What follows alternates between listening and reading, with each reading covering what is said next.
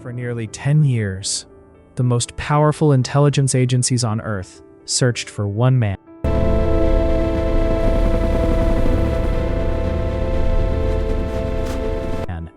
Thousands of agents, billions of dollars, military operations across multiple countries. And yet, they couldn't find him. He had disappeared. No phone calls, no emails, no confirmed sightings, nothing. For years, he seemed almost invisible. But then, the world's most wanted terrorist made a mistake. A small mistake. One that would eventually lead American intelligence agencies straight to his doorstep and bring an end to the largest manhunt in modern history. But to understand how that happened, we need to go back to the day everything changed. It started like any other Tuesday morning.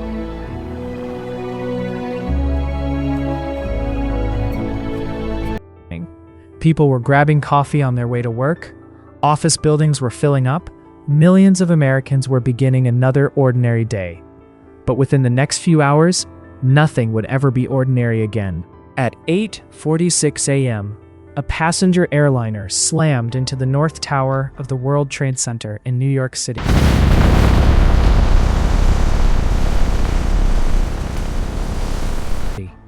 At first, many people assumed it was a tragic accident, a navigation failure, a pilot's mistake, or so people thought. Then, 17 minutes later, a second plane crashed into the South Tower.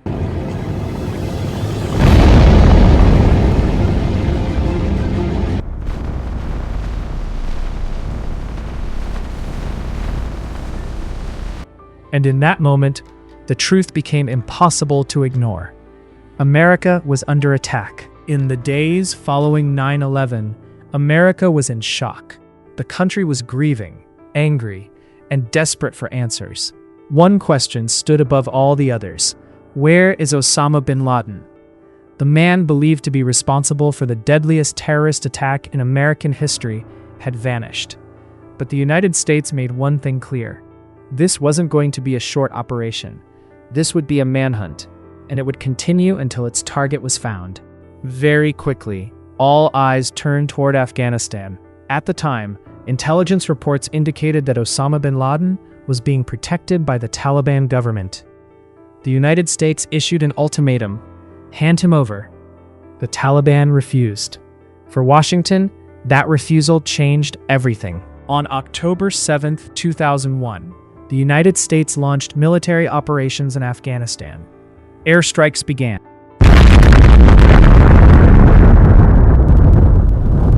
Special operations teams entered the country. Thousands of troops followed.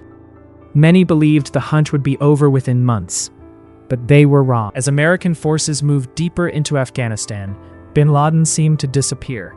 He abandoned major cities, stopped using modern communications, avoided electronic devices whenever possible, and slowly, he retreated toward one of the most difficult terrains on Earth, the mountains near the Afghanistan-Pakistan border, a region known as Tora Bora, a maze of caves, rocky valleys, and hidden pathways, a place where finding a single person could feel impossible. Yet, intelligence officials believed they were close, very close.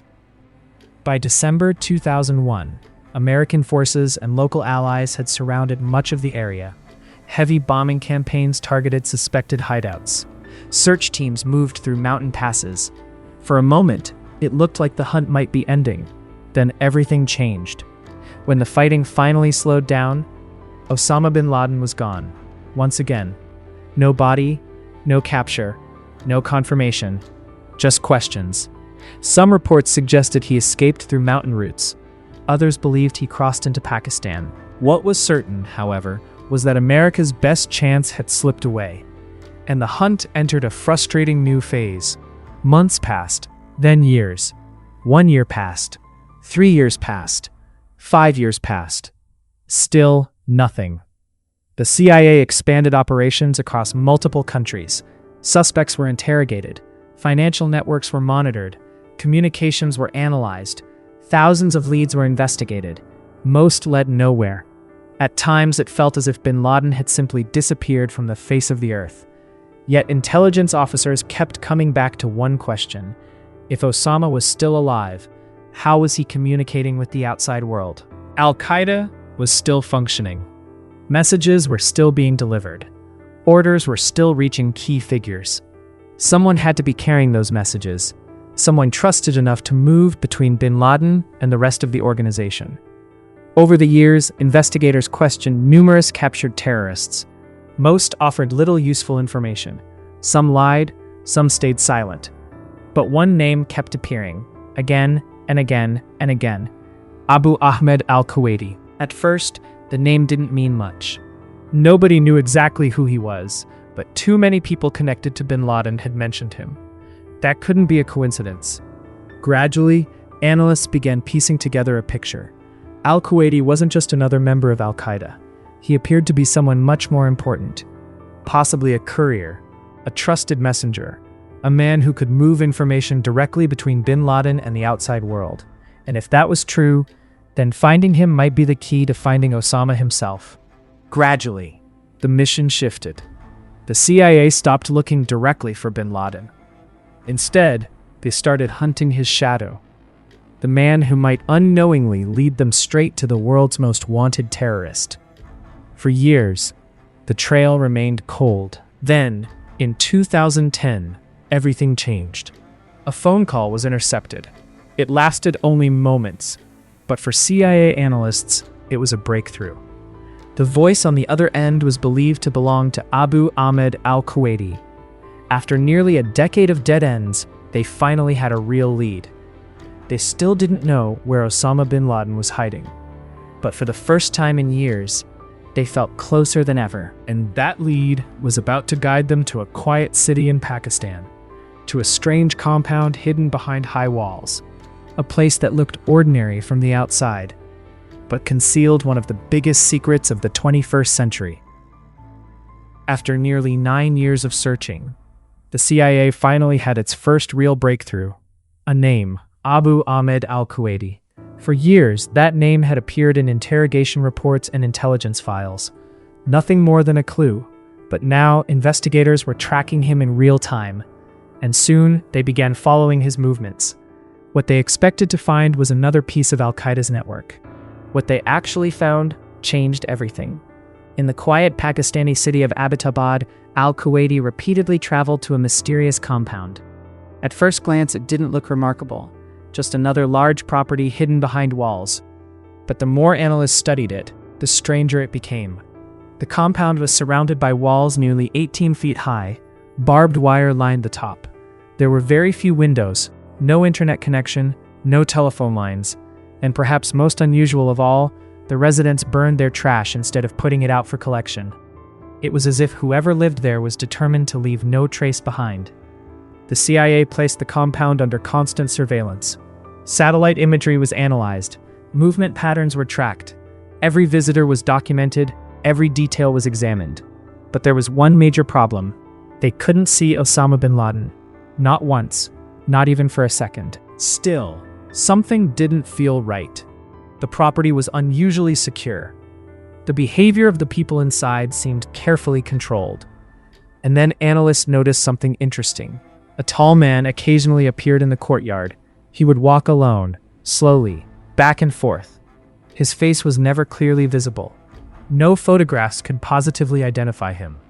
Yet everything about him seemed different from everyone else inside the compound. The CIA gave him a nickname: the Pacer, the man who walked. But as months passed, some intelligence officials began to suspect the unthinkable. What if the Pacer was Osama bin Laden? The possibility was become a disaster. If they were wrong, the political consequences would be enormous. So the surveillance continued. For months, every image was studied. Every movement was analyzed. The CIA even built a detailed 3D model of the compound.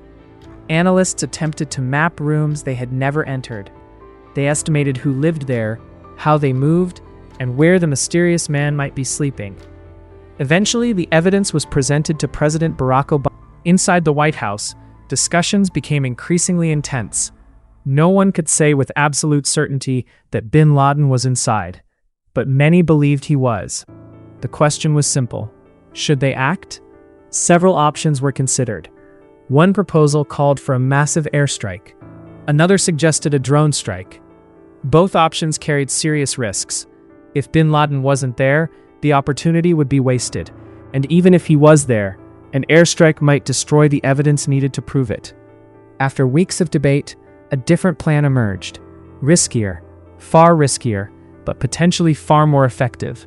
Send a team in, confirm the target, complete the mission, and get out.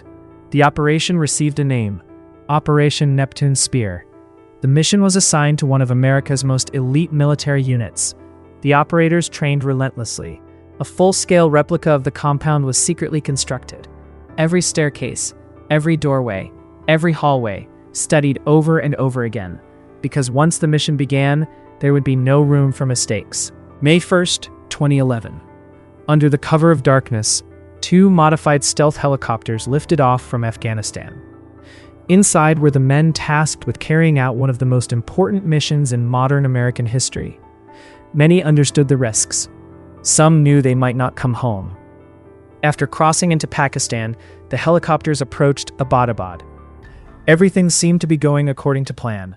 Then suddenly, something went wrong. As one helicopter attempted to land inside the compound, unexpected air conditions caused it to lose stability. For a brief moment, disaster seemed possible. The aircraft crash-landed inside the compound walls. The mission was seconds away from unraveling, but the pilots remained remarkably calm. The operators exited safely. No one was seriously injured. And despite the setback, the mission continued. There was no turning back. The team moved quickly through the compound.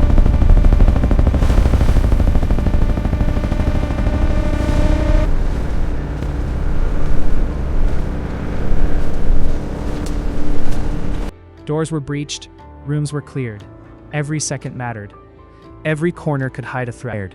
Resistance was encountered. The operators pushed forward, floor by floor. Their objective was above them, on the 3rd floor.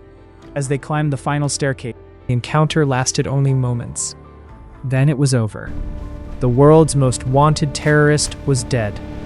But the mission wasn't finished. Identification had to be confirmed. Photographs were taken. Information was collected. Witnesses were questioned. And then, a message was transmitted back to Washington. A message years in the making. Geronimo EKIA. Enemy killed in action. Target eliminated. Inside the White House Situation Room, officials finally received the confirmation they had been waiting for. Almost 10 years. Thousands of intelligence officers, countless operations, billions of dollars. And now, the hunt was over. Before leaving, the team destroyed the crashed helicopter to prevent sensitive technology from falling into the wrong hands. Then, they departed as quickly as they had arrived. By the time the world learned what had happened, the operation was already complete. Hours later, President Barack Obama addressed the nation. Standing before cameras, he delivered the words millions had waited years to hear. The United States has conducted an operation that killed Osama bin Laden. For many Americans, it was a moment of closure.